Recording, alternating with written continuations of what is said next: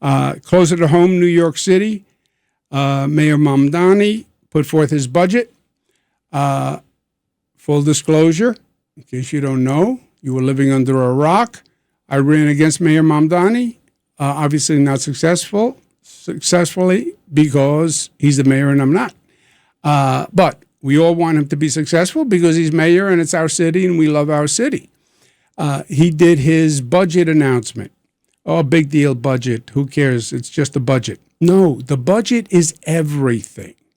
The budget is everything. It's the most important document that you do because it defines what gets funded.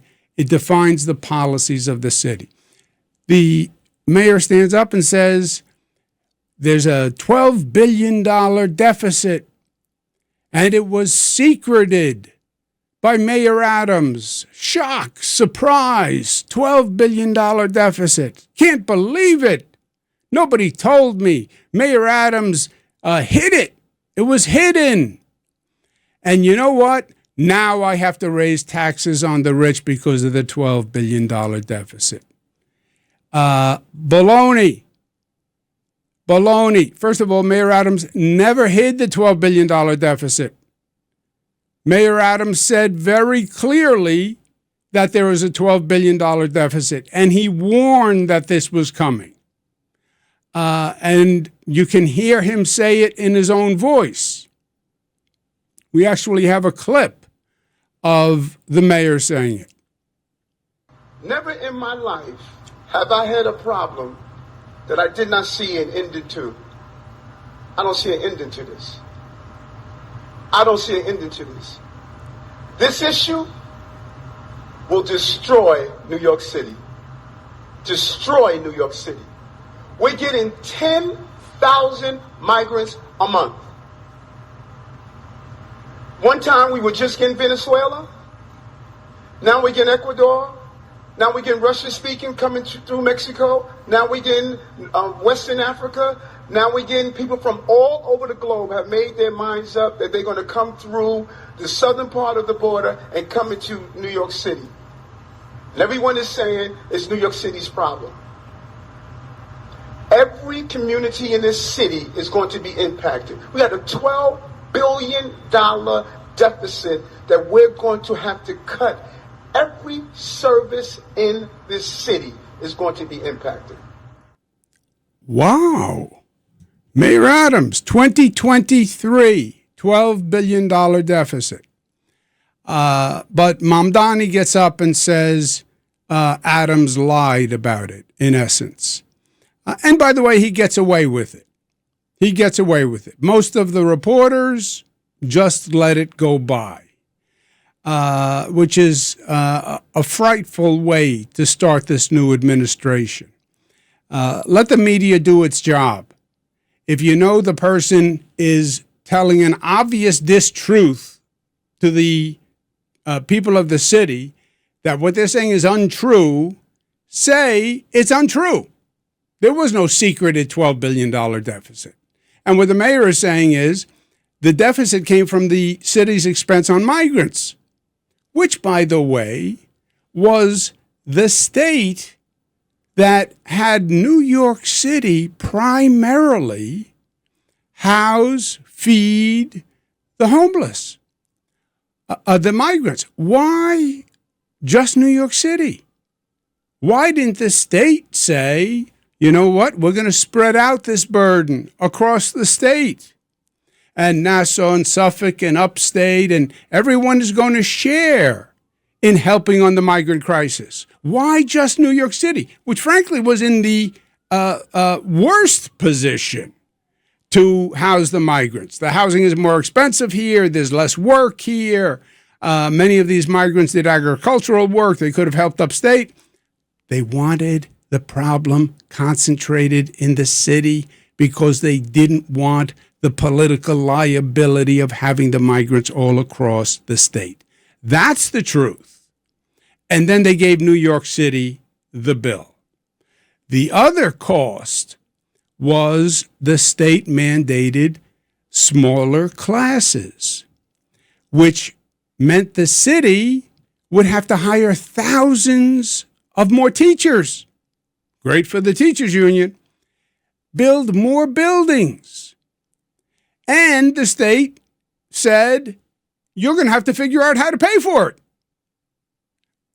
How was the city supposed to pay for it? That's where the deficit came from.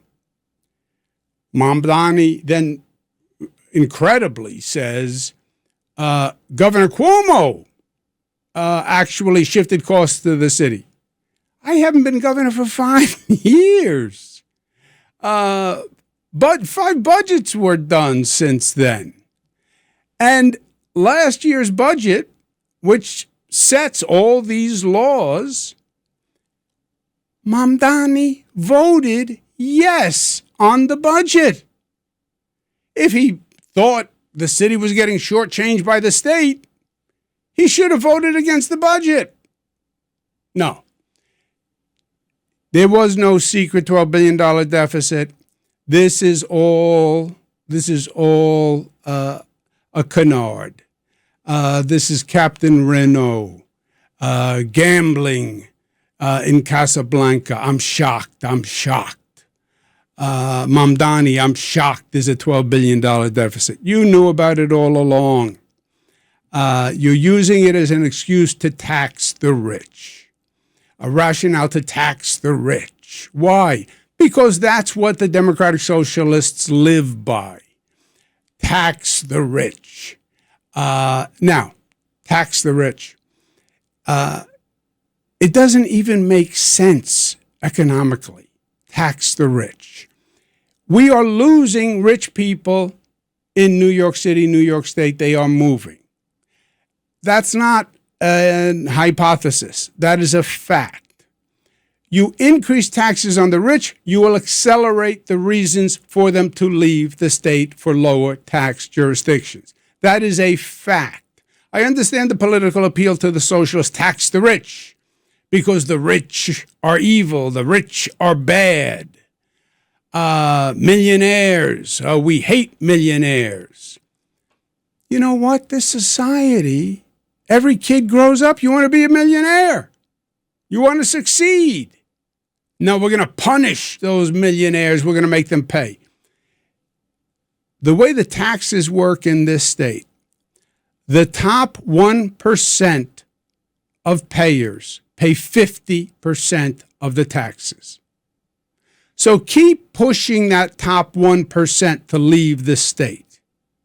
And this state is going to have real financial problems. And that is exactly what they're doing. Post-COVID, you don't have to be here. You can Zoom, you can remote work, you can move to Florida, pay less taxes, be warm, move to Georgia, move to Texas, and that's exactly what people are doing, and this will accelerate it. This $12 billion deficit, it is just a hype to support tax the rich, and then the socialists are going to push the legislators. We have to tax the rich.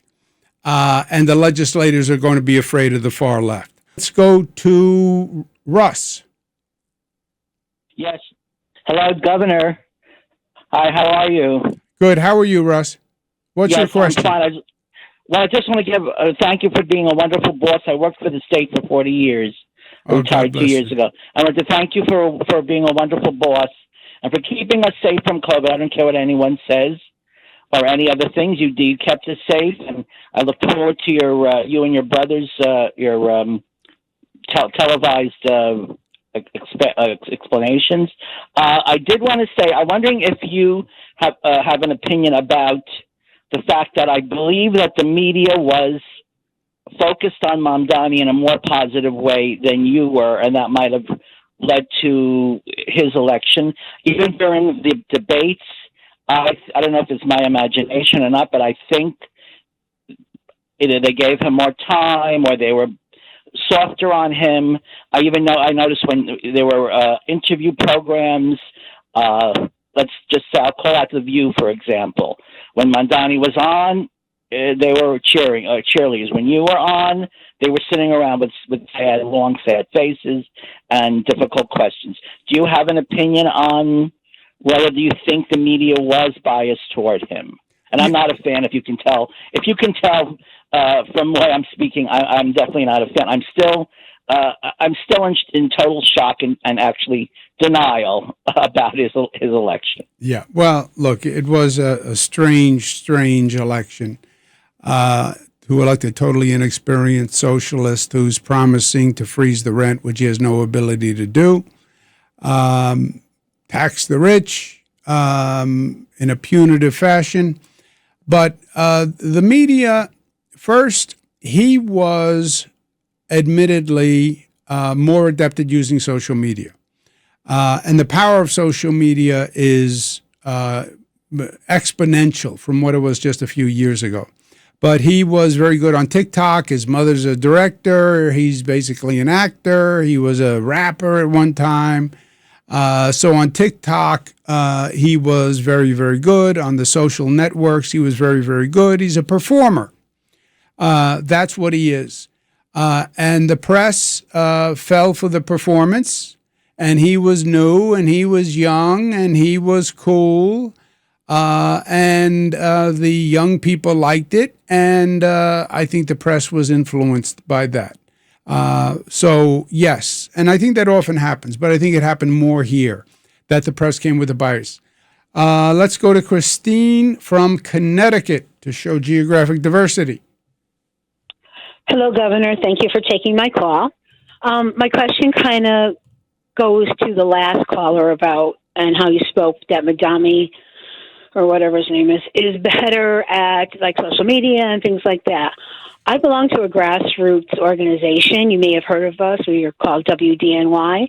And if you had a grassroots group out there helping you, with social media, getting your word out, campaigning for you, setting up maybe Zoom town hall type meetings, do you think that would have made a difference for you? Christine, if I ran again, of course I would do things differently because I lost. First, your point is right. On social media, he was much better, and I fixed it towards the end of the campaign, but it was a little too late.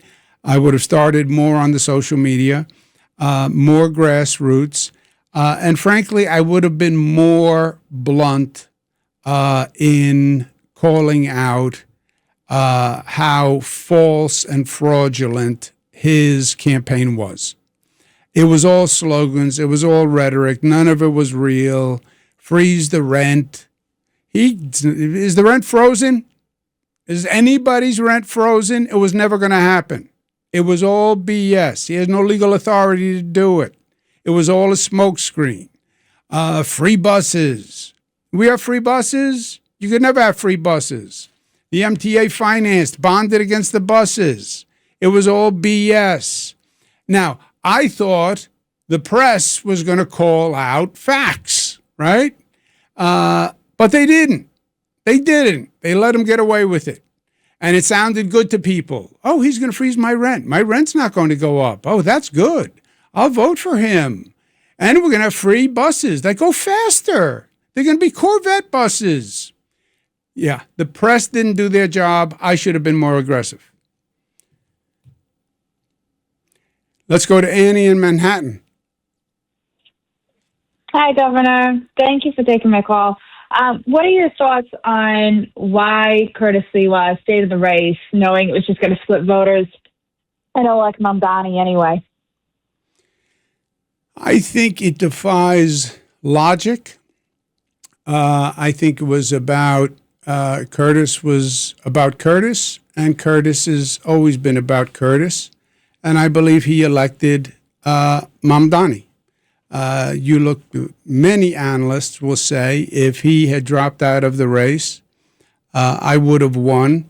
If you take the number of votes that went for him, added to what I got, it's a point or two differential. But Curtis was out there every day criticizing me and not the socialist Mamdani. On the debates, he was a distraction clown, but detracted from my ability to draw a distinction with Mamdani. Now, Curtis Lewa has always been just a New York character. and people forget who he was. Runs the Guardian Angels. Curtis Sliwa lied to the people of New York, made up stories about how the Guardian Angels intervened and stopped people from being raped, made up a story that he was kidnapped by the NYPD and held captive. And then someone from the Guardian Angels came forth and said, this is all BS. And Sliwa had to admit that he just lied, just made it up. He just wants attention.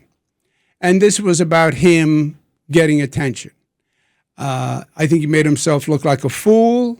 7% of the vote. 75% of the Republicans voted for me. 75% of the Republicans voted for me, which is a total repudiation of Sliwa, who was on the Republican line. But also shows, by the way, that common sense can unite Democrats and Republicans, right? And that's a positive. But why he did what he did? Was he influenced? Did he receive contributions? Curtis knows, and time will tell. Tammy, how are you? I'm doing really good. I don't know if I can take your weather, but I do know you guys are tough enough to take it. Yeah, New York tough. New York tough. We are tough, and we're proud of being tough. Yep. So I follow New York constantly because whatever happens in New York comes to California. It just always trickles down like that. And so I always follow you guys. Now, I would like to know, what do you recommend between the civil war between the true blue Democrats and the socialists? Because it's a major difference, but they're on the same platform, and I don't think they should be. And do you know of any resolution on the Democrats trying to see about them not being on the same platform? Because I think the socialists, they have a right to be heard, but they need to be on their own platform because there's a major difference. Yeah, 100%. Look, you have two different Democratic parties now, right? You're two branches of a Democratic Party. I'm a Mario Cuomo, Bill Clinton, Barack Obama Democrat. They are socialists. They are socialists. All right, then go form a socialist party. God bless you. But Democratic socialists, no. Go be a socialist party. Explain to people how you are going to have a socialist city in a capitalist state, in a capitalist nation. Explain to people how that actually works. How are you going to provide housing free and free buses and freeze the rent and free child care? How's that going to actually happen? Go try to explain people that. It's all rhetorical garbage. It's appealing, everything free. Yeah, I'm a socialist. There should be equity. Yes. We should all share. Yes. There is no socialist country on the globe that has worked. You have people in this city from socialist countries who say, what are they, crazy? But let them go form their own party. Fine. But it's not the party of FDR and of LBJ and JFK and Mario Cuomo and Bill Clinton and Barack Obama. These are two totally different situations. I agree with you. They should go form their own party.